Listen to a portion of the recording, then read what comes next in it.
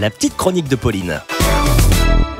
Bonjour à tous, ça ne vous a pas échappé, jeudi nous serons le 3e jeudi de novembre et en plus c'est le jeudi 20. On peut dire que ça tombe bien. Bonsoir Eric. Bonsoir. Nous sommes au Concept, vous êtes le gérant de cet établissement bar à vin et on peut donc ensemble parler du Beaujolais nouveau. La première question que je me pose, c'est très bête, mais c'est où le Beaujolais ?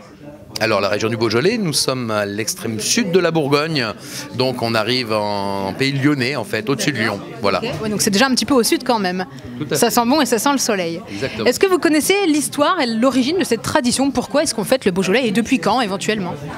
Alors Beaujolais, ça date surtout sur des différents décrets d'application de la sortie des vins nouveaux, donc des années 50.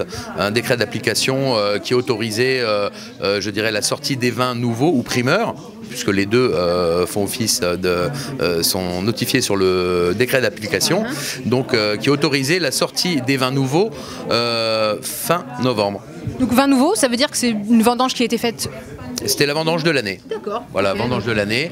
Et ça a vraiment pris son essor dans les années 80 pour la région du Beaujolais, qui ont été précurseurs de la sortie du Beaujolais nouveau et qui aujourd'hui inondent le monde entier. Le monde entier, oui. Le Japon essentiellement. D'accord, oui, ils découvrent les vins de plus en plus, je pense. Si on devait faire maintenant une petite touche de dégustation, puisque c'est votre métier, vous êtes quand même sommelier, président des sommeliers de Champagne-Ardenne, d'ailleurs, en passant. Qu'est-ce qu'on peut dire? Il paraît que des fois ça a des goûts de banane et autres trucs farfelus. Qu'est-ce que vous en pensez? Eh bien, de toute façon, on a affaire à un vin qui est nouveau, comme son nom l'indique.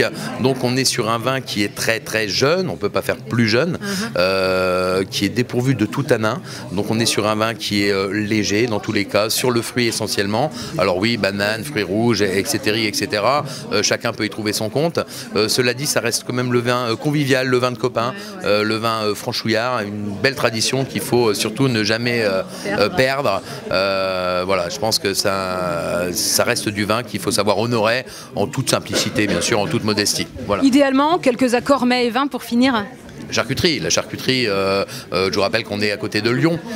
Lyon, bonne rosette. La rosette de Lyon, les petits bouchons lyonnais. Donc bien évidemment, la charcuterie prend tout son sens à ce vin convivial, jovial. Et voilà, et on ne demande rien de plus au Beaujolais que d'être ce qu'il est, rassembleur. Famille, amis, voilà. Moi je trouve que c'est super bien résumé, je ne sais pas ce que vous en pensez vous. Qu'est-ce qui se passera jeudi ici pour finir et dans plein d'autres endroits des Ardennes et de partout ailleurs d'ailleurs? Eh bien ici il n'y aura pas que la Meuse qui coulera dans les Ardennes, il y aura le Beaujolais nouveau et qui coulera à flot très certainement, mais pas que. Ok, eh ben, avec modération toujours, c'est la recommandation. Merci beaucoup Eric, une bonne soirée à vous, je vois qu'il y a du monde, vivement jeudi. Merci, à jeudi. Salut. C'était la petite chronique de Pauline.